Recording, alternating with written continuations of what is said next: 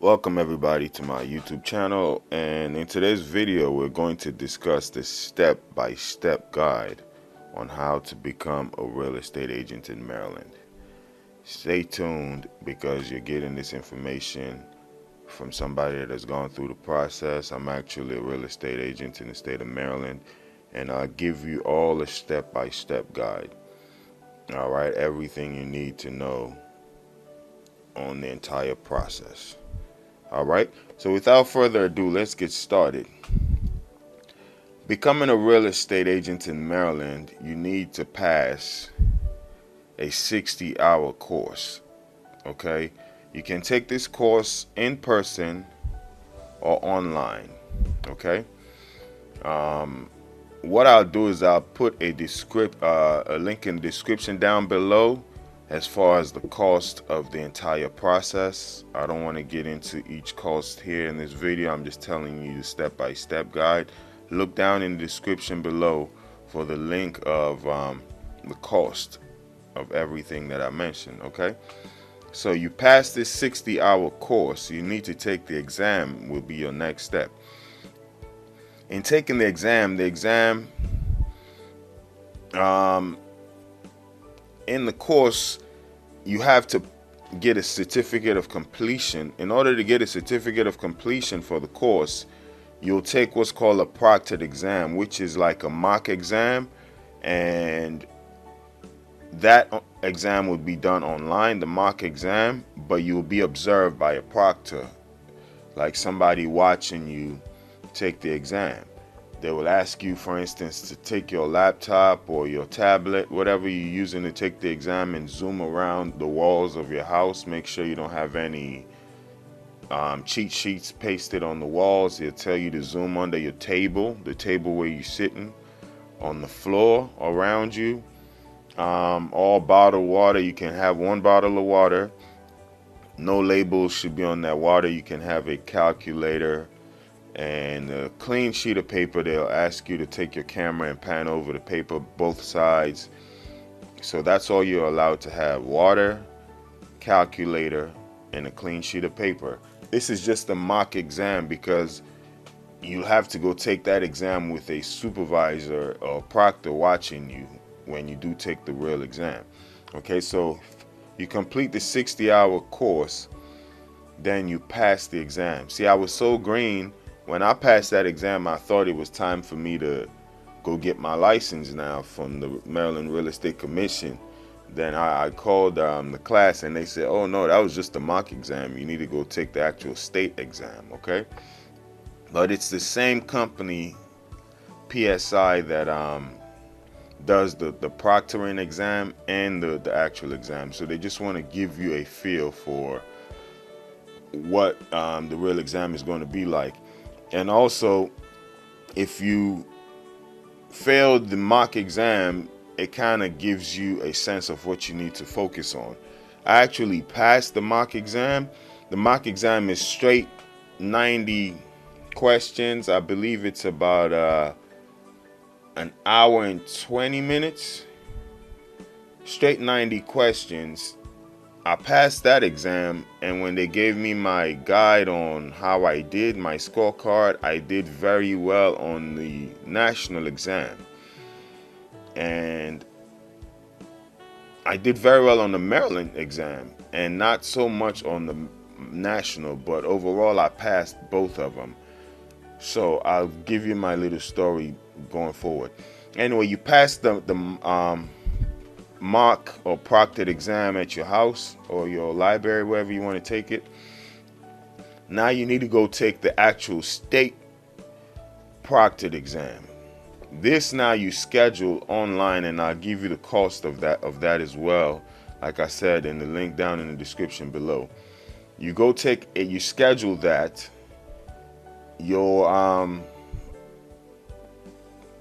school or whoever is facilitating your class will give you a link and a certificate of completion. It's like a certificate, like a diploma almost, and you use that now to schedule the real exam conducted by the state and this proctored company, PSI, right? So you schedule that. But now here's the thing, when you go take that exam, instead of it just being a straight 120 minutes or 90 minutes, it's split now into two. You got the state portion and the national portion. The state portion is 30 questions and it's like 30 minutes, right? The national portion is 60 questions and I believe that's 90 minutes, if my memory serves me correctly. Here's what happened to me, right? As I told you, in the mock exam, I aced the Maryland side, which is very easy. The Maryland side is the easy part. The national side is harder because of national laws and mostly calculations. The Maryland side may have one or two questions to do with calculations, but all the calculations as far as in cap rates and interest rates and measurements, all type of calculations are going to be on the national exam. So here's what I did. After I passed the mock exam, I spent my entire week studying just the national side. And guess what happened? I aced the national side and I missed the Maryland side by 3 questions. The easy part that I had already passed, I ended up failing because I didn't focus on it. So let's say when you do go take the actual state exam, you register, you pay the fee, you schedule. This is in person now. You go to a building, they give you a locker, you put all your keys, whatever, everything in there. They'll give you a calculator, they'll give you a sheet of paper, they'll give you what is called an amortization sheet, because you got to do amortization calculations, right? They'll give you everything. You're taking nothing in there. You're sitting at the computer, there are cameras over you, and the lady's in another room watching the cameras, right? So 2 sides of the exam. As soon as I started taking it, I'm like, man, why is the Maryland side so hard? That was the first part of it. And I failed it. It's you need 21 questions to pass. I think I had 18 correct. So I missed it by 3 questions. The hard part, the national part, I aced. They didn't even tell me how many questions I had correct. But while I was taking the national side, I'm just like, man, this thing is so easy. So I spent too much time focusing on that and not enough focusing on the Maryland side. But the good thing about it is, if you pass one side, most people fail the national. Some people pass both of them. But let's say if people are going to fail, you see most people fail the national side and not the Maryland side, because the Maryland side is really just laws, straightforward. On my end, I failed the Maryland side and passed the national side.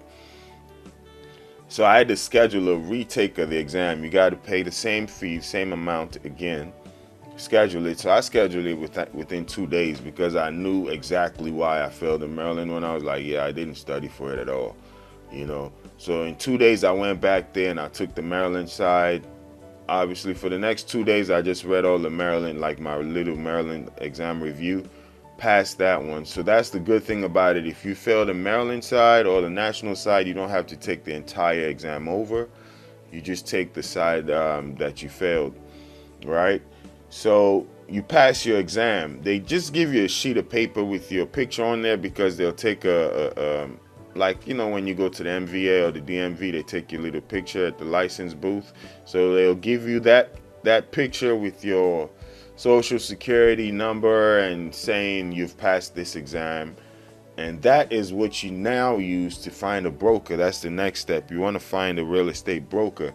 You cannot start your own real estate agency or brokerage, what's called a brokerage, until after you get 3 years of experience and also good credit, right? Just a quick disclaimer, you cannot be a felon in order to be a real estate agent. And certain crimes or fraud and all these kind of things you cannot have on your record, right? So just be mindful of how you live your life out here. If you're trying to be reckless and then later on you're trying to do something with your life, it may come back to bite you. Also, if you got poor credit, you cannot start your own real estate firm. All right, all brokers they run their credit score. But that's 3 years later, not important for this video. So the next step is you partner with a broker. Just I can't get into all the details, but in partnering with the broker, I'll make a separate video about that and link it down in the description below. Just a few things to consider: the training, the monthly fees. There are a lot of fees. That's why I say I'll do a separate video on the total cost of being a real estate agent. It's not as cheap. It's maybe about $2,000 to summarize, between $1,500 and $2,000, the whole thing. All right. So fees. Are they going to require you to go to an office, or can you work from home, or do you have access to an office in case you want to meet a client at an office? You're selling somebody's home. The average home in Maryland goes for $400,000. So selling somebody's $400,000 possession, they don't always want to meet you at a Starbucks or something. They need an office building sometimes. Onboarding, do they have a mentor or coach? There's a difference in that. I'll elaborate more in the video about finding a broker.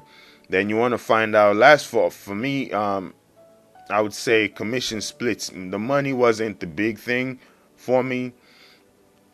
We all do it for money, not to say you don't need the money, but I'd rather a situation that fits me than money, right?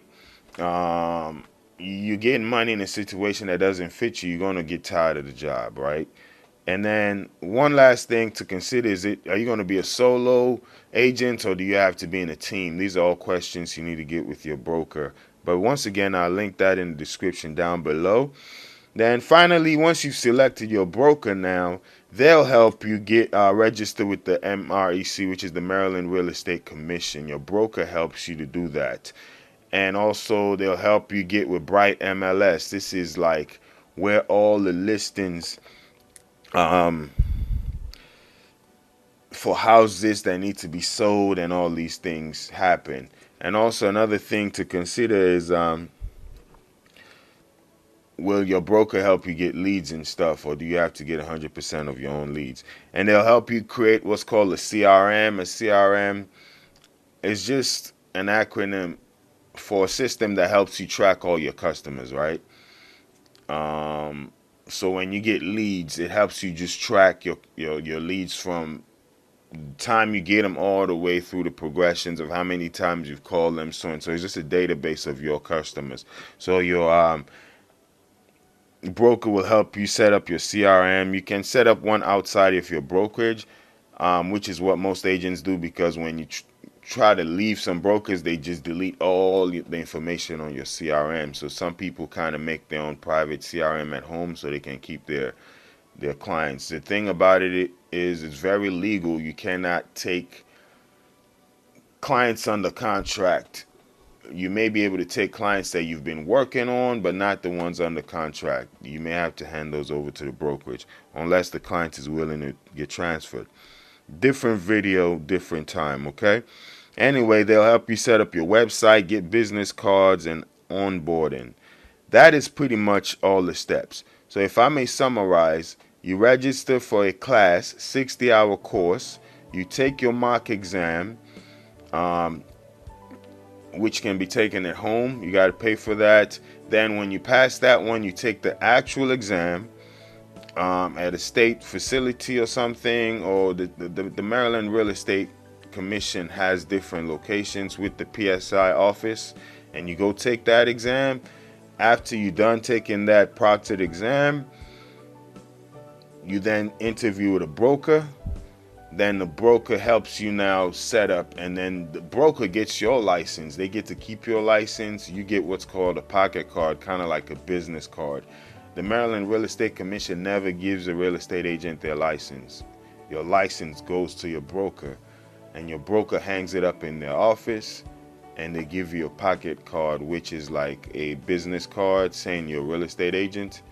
And that is what you can use you need it on you like an ID every time you are conducting real estate business. Well, good luck in in your process of becoming a real estate agent. Once again, check down in the link down below for a video detailing the cost, how much it will cost you to become an agent. And also I'll do a separate link for things you need to know when selecting a broker. Thanks for watching.